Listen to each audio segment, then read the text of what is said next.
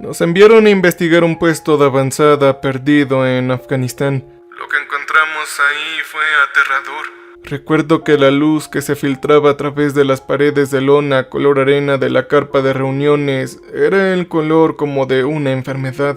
No conseguía contener el calor de Kandar que presionaba por todos lados. Una cosa paciente y escrutadora que se abría paso bajo mi uniforme para apoderarse de mi piel.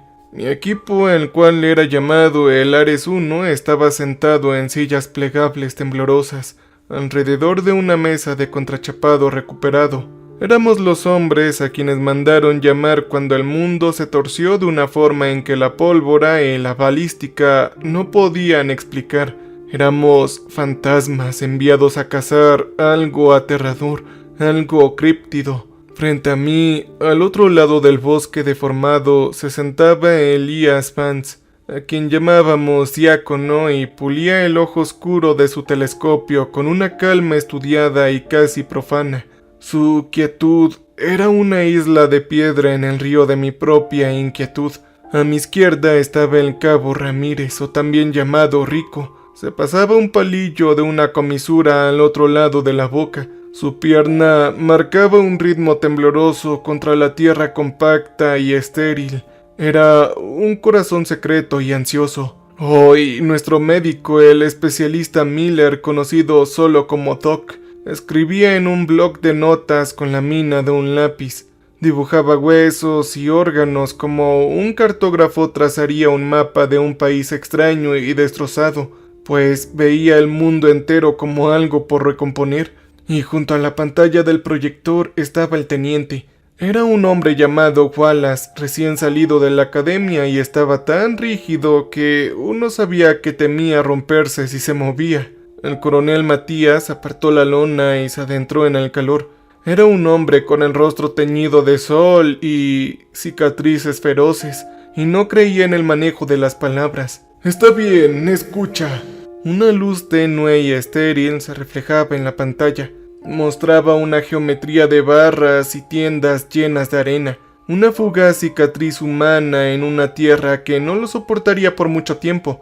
El puesto de avanzada era un juguete infantil situado al pie de una escarpada cordillera. El Hindu Kush era un cementerio de naciones. «Aquí la base de operaciones en avanzada, Kilo 7», dijo Matías con la voz tan plana como una pala.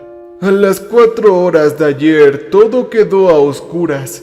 De repente el palillo de Rico se le cayó de la boca y quedó muerto en el polvo. «¿Talibanes?», preguntó. «Esa es la suposición con la que trabajamos», dijo Matías, pero la verdad que se reflejaba en sus ojos era diferente y más dura. «Una compañía de la 10ª montaña estaba estacionada allí. 68 almas. Kilo 7, conocida extraoficialmente como el Yunque del Diablo, se estableció hace 3 meses para monitorear presuntas rutas de contrabando a través de la cordillera de Torakar». Tocó una tecla y la imagen se amplió. La cámara se acercó a la herida. No se veía fuego, ni ruinas, ni rastro de violencia humana. Solo parecía estar vacía, limpia y vacía. «La radio está muerta, no hay llamado de socorro, no hay señales satelitales de sus radiobalizas de emergencia. El paso de un dron esta mañana no mostró señales de vida, ni cuerpos, ni hostiles, simplemente nada». Un silencio se apoderó de su tienda, que era más vieja y pesada que las nuestras. «El mando quiere que esto se resuelva y que se silencie. Les preocupa que se trate de un nuevo agente químico, tal vez una deserción masiva, aunque Dios sabe dónde desertaría alguien en ese país. Su trabajo, sargento Carter, es llevar a su equipo, volar y evaluar la situación e informarnos. Averigüen qué pasó con esos hombres», dijo, y sus ojos se encontraron con los míos. «¿Solo nosotros, señor?», pregunté. La pregunta me pareció insignificante. Una fría piedra que se me había asentado en el fondo del estómago. Un equipo de 5 hombres para 68 fantasmas. «Así es. Eres rápido y discreto. Si enviamos un batallón se convertirá en un incidente internacional. Necesitamos vigilancia sobre el terreno antes de que se nos vaya la olla. Averigua a qué nos estamos enfrentando. Eres lo mejor que tengo, así que hazlo. Miró primero mi rostro y luego al de los demás como un hombre que mira sus herramientas antes de trabajar duro. El Black Hawk era un vehículo de ruido y nervioso. Volamos bajo y rápido y la piel del país que se extendía abajo era un objeto ruinoso y abandonado, una tela marrón arrugada en el puño de Dios. Entonces, las montañas alzaron a nuestro encuentro. Cuando el puesto de avanzada apareció ante nuestros ojos, era tal como lo había mostrado el dron. Estaba abandonado, un pueblo fantasma de arena y alambre. El piloto nos aterrizó a 50 metros de distancia y la estela de hélices levantó una nube de polvo cegadora. En el momento en que los motores se silenciaron, un nuevo silencio nos invadió. No se escuchaba el zumbido de los generadores, ni la conversación de hombres distantes, ni siquiera la insignificante vida de los insectos. Solo el débil y triste aullido del viento al atravesar las espirales de alambre de espino como un doliente pagado. Muy bien, Wallace, estarás en el punto, dije en ese silencio. Rico, tú nos tendrás que vigilar a todos. Diácono, busca un lugar elevado y Doc, por favor, quédate cerca de mí. Nos movíamos como hombres que cazan a su presa, con nuestros rifles barriendo el aire muerto. La puerta del recinto estaba abierta como una boca que había olvidado lo que significaba cerrarse. Dentro encontramos una guerra pequeña e inconclusa sobre una caja.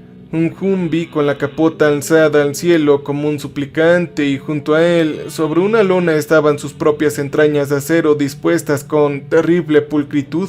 En la zona del comedor había un plato de comida yaciendo petrificado sobre la mesa, con los cuerpos de las moscas sepultados en la sangre endurecida de una botella como si fuera ketchup. No hay sangre ni balas, ni siquiera dispararon, dijo la voz de Rico por el comunicador.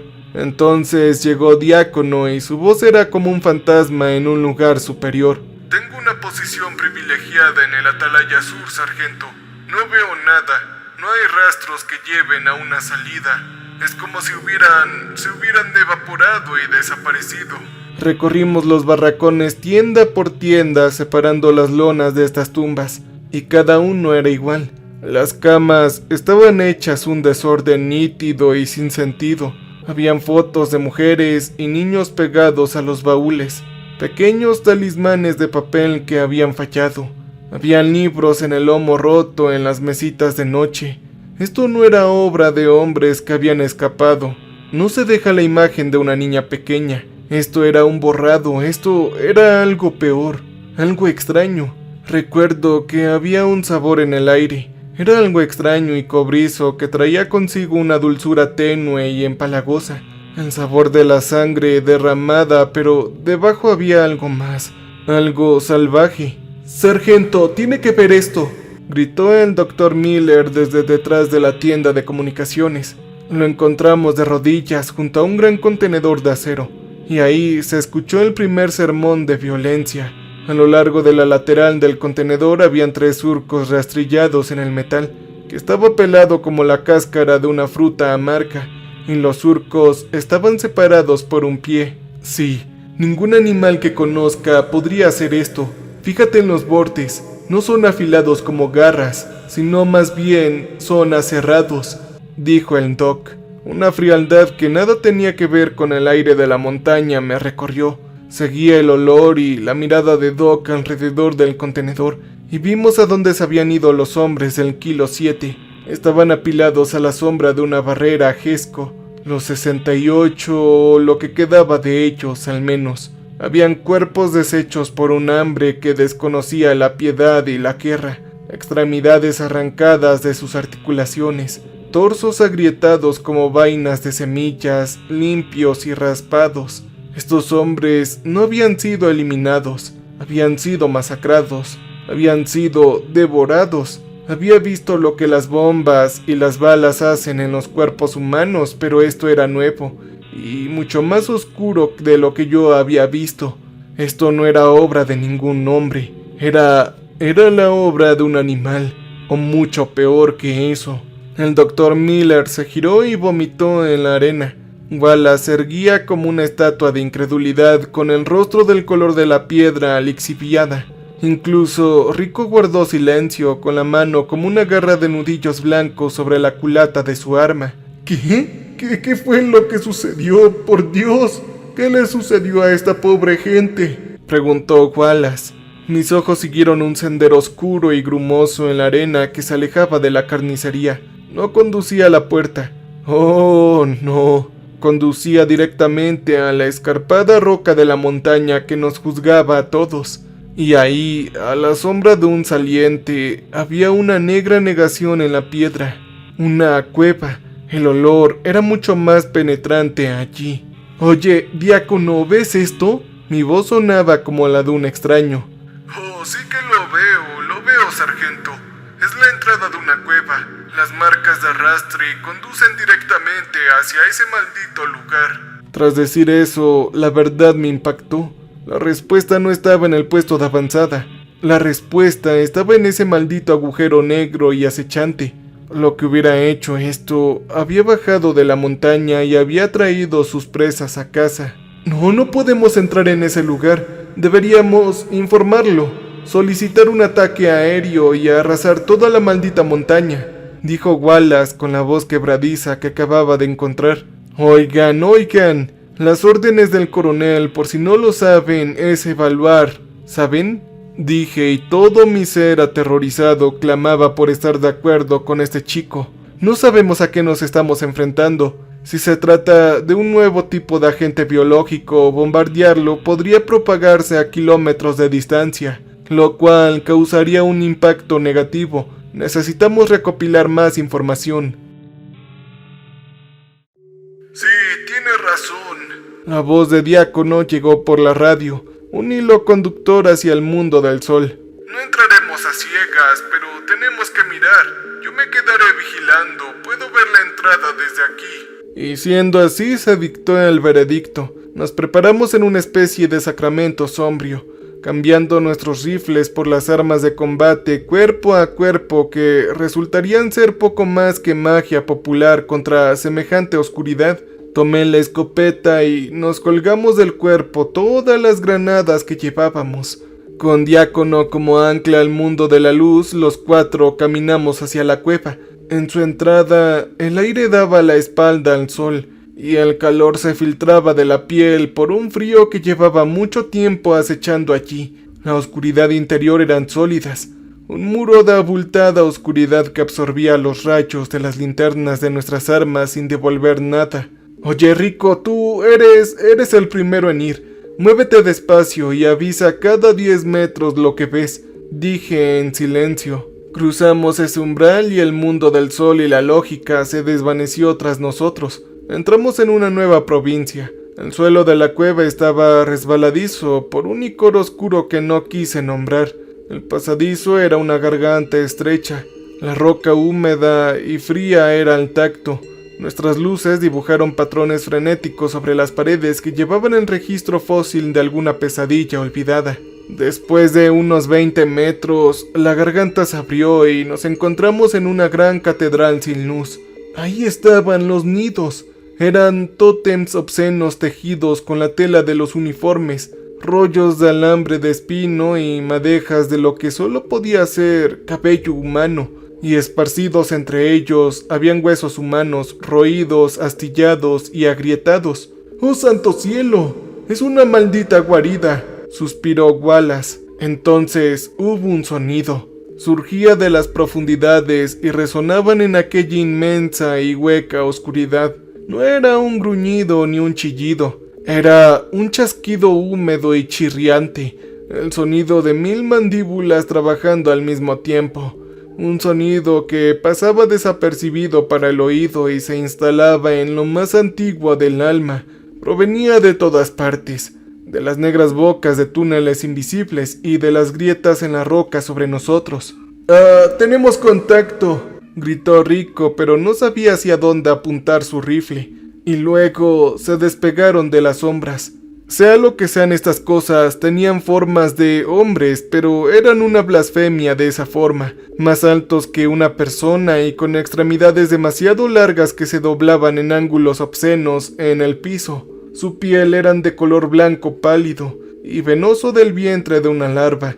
Se estiraban sobre los nudos duros de sus músculos y la protuberancia de sus huesos. Donde debería haber estado sus ojos, solo había una carne arrugada y sin costuras. Debían estar ciegos. Sus mandíbulas se desencajaron y sus rostros se abrieron para mostrar una empaladiza de agujas de hueso por dientes. Se movían con la rapidez espasmádica y silenciosa de aves de caza, con sus garras dentadas arañando la piedra. El primero de ellos cayó del techo sin hacer ruido y aterrizó detrás del teniente Wallace. Antes de que la mente pudiera distinguir con claridad lo que veía, un brazo de una longitud imposible atravesó el pecho del teniente por detrás, brotando de su esternón en una púa húmeda y brillante. Exhaló suavemente sangre y destrucción con los ojos abiertos por una sorpresa final y condenatoria. La criatura retiró el brazo y el teniente se desplomó contra la piedra. Y el mundo se contrajo ante el fogonazo de nuestras armas y el clamor de nuestros gritos. ¡Ya, ya! ¡Abran fuego! ¡Abran fuego! Rugí y la caverna devoró el sonido como si nunca hubiera existido. Rico respondió con el M249, y su bramido fue una plegaria ciega y martillada en aquella roca. Las balas trazadoras tejieron una costura de ruina roja en su piel pálida, y emitió un chillido que hacía rechinar los dientes. Retrocedió un poco, pero no se desplomó, y dos más emergieron de la oscuridad para ocupar su lugar. Mi escopeta pronunció su única palabra en la oscuridad, y el rostro del ser más cercano se convirtió en un trozo de carne destrozada. Pero no se detuvo. Avanzó. Su cabeza no tenía ojos. Era un destrozo de carne viva y dientes afilados. Disparé de nuevo y su cabeza se convirtió en un evangelio húmedo de hueso y sangre que salpicó la pared de la caverna. ¡Oh no! ¡Están por todas partes! ¡Retrocedan a la entrada! ¡Es lo mejor!, gritó Doc, y su M4 habló en ráfagas rápidas y razonadas que no sirvieron de nada. Pero el camino por el que habíamos venido estaba ahora obstruido por ellos. Una nueva marea de ellos brotaba de la garganta de la cueva. Sus chasquidos, un coro disonante que me desquiciaba la mente, y creo que estábamos en teoría sepultados. Uno de ellos se abalanzó sobre Rico mientras su arma se agotaba. Hundió el cañón en sus fauces dentadas, pero el arma solo emitió un chasquido mortal. Las mandíbulas del animal se cerraron sobre el cañón y doblaron el acero. El otro se le acercó por un lado, y sus garras le desgarraron la armadura y la carne que llevaba debajo como si fuera cera. Emitió un agudo y último grito de horror, interrumpido por el crujido de un hueso, y vi sus piernas pateando el aire vacío mientras lo arrastraban hacia una oscuridad aún más negra. ¡No! ¡Rico! ¡Rico ha caído! ¡Él se ha ido!, grité por la radio. Sargento, voy hacia ustedes, esperen, dijo la voz del diácono. Algo me golpeó de lado y su peso fue una verdad nerviosa e impactante. El hedor de su aliento era una cosa caliente y funesta en mi cara, y sus dientes arañaron y exploraron la víscera de mi casco, buscando una maldita forma de entrar. Puse el cañón de mi escopeta en el lugar donde estaría su garganta y disparé mi último cartucho. El retroceso fue un castigo contra mi hombro, pero la cabeza del monstruo dejó de existir. Me alejé del cuerpo a toda prisa y saqué mi pistola. «Doc, ven hacia mí». Lo vi entonces. El Doc Miller de rodillas junto a las ruinas de Wallace. Era un hombre hecho de medicina y toda su erudición no servía de nada. Simplemente contemplaba la carnicería. Un cuerpo deshecho de una forma que su ciencia no podría comprender. «Vamos, Doc, muévete, no es hora de observar estas malditas cosas», grité. Me miró y su rostro era una pálida luna de catatonía. Dos de ellos se le acercaron, uno por cada lado. No emitió ningún sonido mientras lo desmembraban, y el sonido húmedo y desgarrador de un hombre deshecho es un sonido que se me quedaba grabado para siempre. Estaba solo. El chasquido era un círculo que se cerraba. Ya era un hombre muerto en una cueva pestilente en el extremo más amargo del mundo. Entonces se escuchó un crujido en la boca de la cueva. La criatura que me acechaba se desplomó con un agujero perforado en su cavidad torácica. «Capitán, por aquí», dijo. Era Diácono. Se quedó en la estrecha boca del túnel como un hombre enviado de un mundo mejor. Su rifle de francotirador era una herramienta de distancia y paciencia. Era ahora un garrote brutal en la densa oscuridad. Disparó una y otra vez, y cada disparo era una orden que se asentó en las figuras que se retorcían ante nosotros, dando un respiro y luego otro. Corrí y lo pasé a toda prisa hacia la estrecha piedra. ¡Oh, maldita sea! Mi equipo está atrapado ahí. Jadeé con el aire viciado como un veneno en la garganta. Los tienen a todos, los tienen a todos. Sí, lo sé. Tenemos que bloquear este paso, nos mantendremos firmes aquí, dijo, y su rostro se endureció al cargar otra bala. Pateó la pared y un pequeño torrente de rocas y pedregal cayó, bloqueando parcialmente el túnel que había tras nosotros. Un esfuerzo fugaz contra un hambre que lo tenía todo. Éramos 2 hombres contra una colmena, atrapados entre las entrañas del yunque. Podíamos oírlos más allá de la roca suelta de nuestra barricada, un sonido seco y rasposo con una incansable industria del hambre. El parloteo nunca cesó. «Oye, ¿cuántas municiones tienes?», preguntó Diácono con su voz serena en aquella oscuridad aullante. «Solo tengo 2 cargadores por pistola, ¿y tú?». «Yo solo tengo 1.5 por rifle, quizás 20 balas», dijo. Esto no era suficiente, ni en el mundo entero sería suficiente. «Oh, Sara», susurré. El nombre era una plegaria dirigida a un dios que no escuchaba.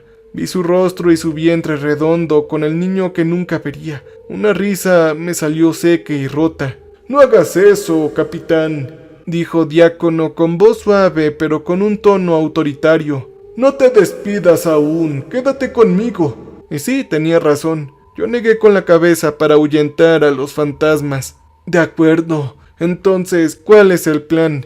Miró hacia el pasillo, hacia la tenue esperanza de luz del día. «No podemos quedarnos aquí. Se abrirán paso a zarpazos o esperarán a que nos vayamos. Nuestra única oportunidad es correr directo hacia la radio del helicóptero». ¿Por el puesto de avanzada? ¿Ah? Podrían estar ahí también. «Mejor allá afuera a la vista de Dios que aquí adentro. No los podemos ni ver bien». El raspado de las rocas se volvió frenético, y una mano pálida de 3 dedos abrió paso por un hueco. Mi pistola se sacudió en mi mano, y la mano desapareció con un leve chillido. «Es ahora o nunca.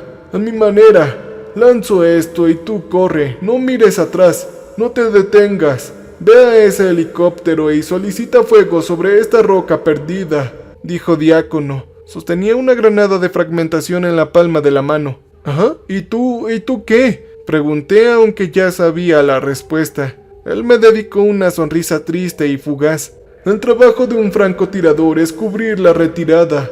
Vete a casa, amigo». Me puso una pequeña cruz desgastada en la palma de la mano, con el metal caliente por su cuerpo. «No, nos iremos juntos, ¿escuchaste? No hay tiempo para los dos. Tienes algo que buscar en casa. Yo solo tengo que responder por mis pecados, así que ahora lárgate», dijo con una voz férrea y un juicio. La barricada cedía. Una gran piedra se movía para revelar un rostro lascivo y sin ojos. Tiró del alfiler y dejó volar la bomba. Contó 2 latidos antes de lanzarla sobre las rocas. «Lo hago porque el Señor es mi pastor», rugió en la oscuridad. Yo no lo dudé. En cuanto la granada salió de su mano, me giré y me eché a correr. Corrí por el pasillo resbaladizo y oscuro hacia la luz, sin imaginar que un hombre pudiera correr tan rápido. La granada explotó detrás de mí y la conmoción fue una mano poderosa que me impulsó hacia adelante. Y tras el rugido de la explosión se oyó el estallido del rifle del Diácono, el grito de los condenados y el sonido de la última resistencia de un buen hombre. Yo salí de la cueva y me encontré con el sol cegador y el aire limpio, una gracia que no merecía. Yo no miré hacia atrás. Corrí por aquel recinto muerto, pasando junto a los catres silenciosos y la presa congelada, y las sombras de 68 hombres corrieron conmigo. Estaba casi al lado del helicóptero cuando apareció desde el techo de la tienda de comunicaciones. Era esa cosa.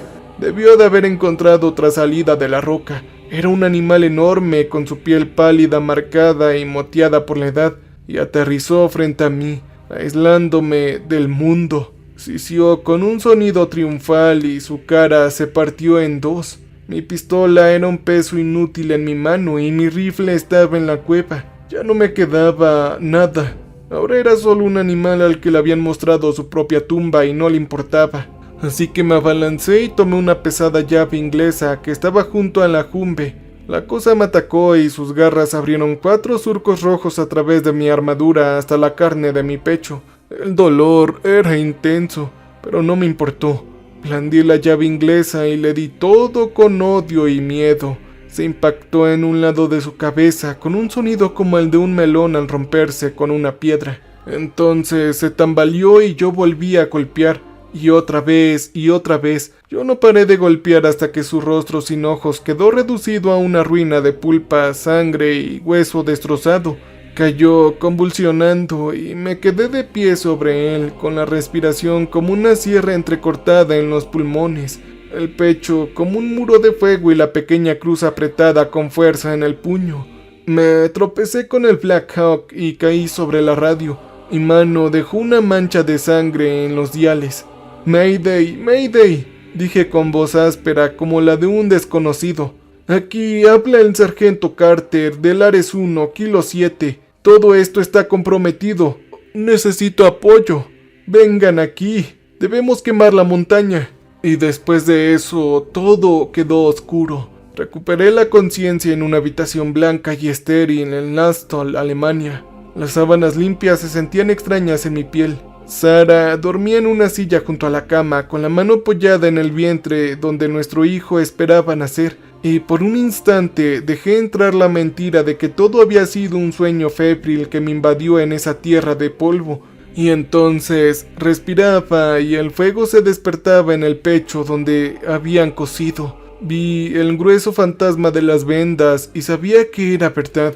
Hombres uniformados que sostenían una prensa que no sabía nada de tierra ni sangre estaban sentados frente a una mesa pulida y estaban escuchándome.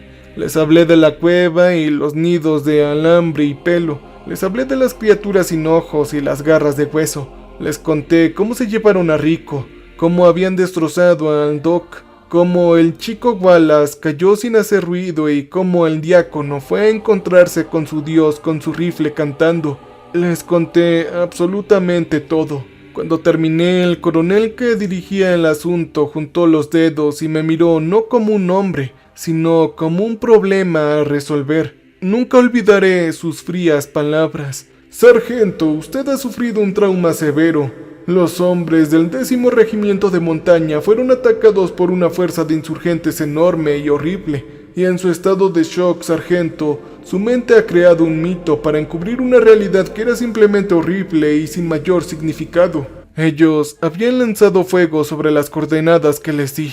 Habían excavado ese trozo de la montaña hasta el lecho de roca y lo habían convertido en un monumento de cristal negro. Estaban enterrando la cueva y enterrando la verdad con ella. El periódico oficial hablaría de una emboscada y una fuerza abrumadora.